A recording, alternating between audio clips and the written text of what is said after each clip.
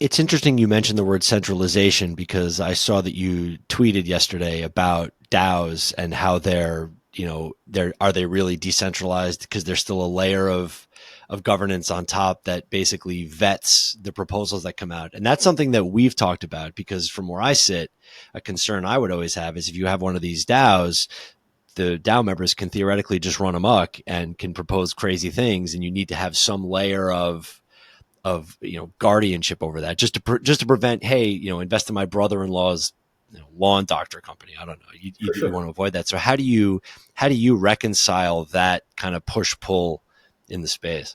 Yeah, for sure. I mean, these are really not new issues, right? Like I was a Of course not. public company M&A attorney for a long time, and so I'm anyone sorry. who's familiar with public capital markets, right? Like you know about poison pill plans, and you know about shareholder activism, and you know that at one time being too far on the side of giving like shareholders primacy can basically means that they just blackmail everybody and destroy everything, right?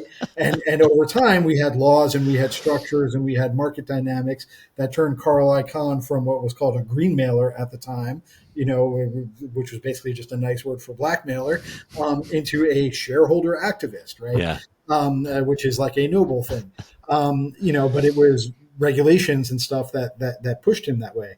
And so we just lack this mature structure in crypto. And I think, I mean, even I think the tweet you're talking about was about Polygon, Hmm. right? Because they had this fairly controversial proposal to like rehypothecate the bridge assets without the user's Right. consent and stuff. And then, the people who sponsored it kind of defended themselves. Oh, well, anything should be fair game and you can discuss anything and all that. And I just slapped their governance diagram on the tweet because their governance diagram literally shows nothing ever gets to the people unless it goes through this council first, right? Now, I think you need something, right? Because there can be governance attacks, there can be hacks, there can be so many different problems, right? And obviously, someone could come in, North Korea could buy up all the tokens and propose funding a nuclear bomb or something, right? And you don't want that. But the question is, where do you put that, right? Right.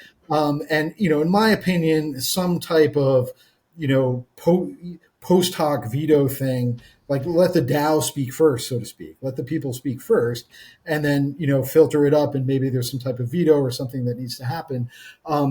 I could see the logic of, well, if it would get vetoed by us, why even have the DAO waste time on it in the first place? We should just do the veto first. That probably was what they're Right. thinking. It's not sinister, but what it doesn't recognize is the fact that then you never really have a great opportunity to see if the veto committee has gotten like radically out of whack with the community, right? Because they wouldn't have the opportunity to like fully surface this and show how strongly it's supported, and then make them put the burden on them to explain why they're vetoing it, right? So it's all a question of like burden shifting and moral suasion and just so many optics and so many things. But in my opinion, public company situation is pretty good. Honestly, Apple is more decentralized than any DAO in terms of its shareholders, for sure.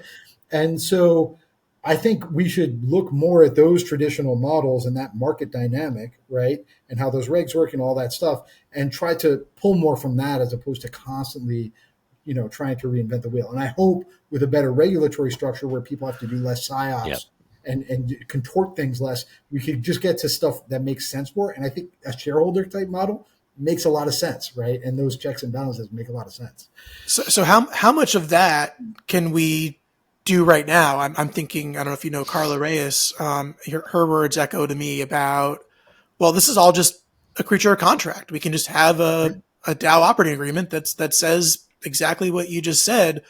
Um, and I do feel like we have some of that, but perhaps not as much as we would want, or maybe it's just not socialized because so much of this is happening within, Yeah. DAO discourse and internal discussions versus external facing. So how much of that can we do now and start being creative with and experimenting with? And if that's the case, how much of that, does that all just like cleanly fit into, Cayman BVI type structure, or is there some other way that we could best enable that? I think we can do a lot of that. And that kind of is like my mission, at MetaLex is, creating these sort of like more like these check and balance. Like let's right now we have the worst of both worlds.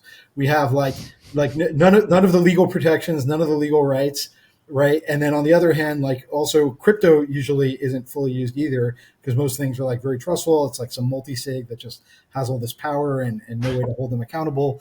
And so I actually say, let's do the opposite. Let's have the best of both worlds. You can, whatever you can put into code, put it in code. Trust minimized through code. If you want to give a bunch of money to and a group of people who are supposed to be doing something for the ecosystem with, like a grants foundation or something, we could put programmatic rate limitations in the smart contract. We can do all kinds of things to make them do what they're supposed to do, right? It's supposed to last, when it's supposed to last 3 years, I can make absolutely sure that it lasts 3 years, right? Because they won't be able to spend it any faster. And so do that, and then also where things can't be done with code, which is many things, use the legal side, right? And but do it the right way, right?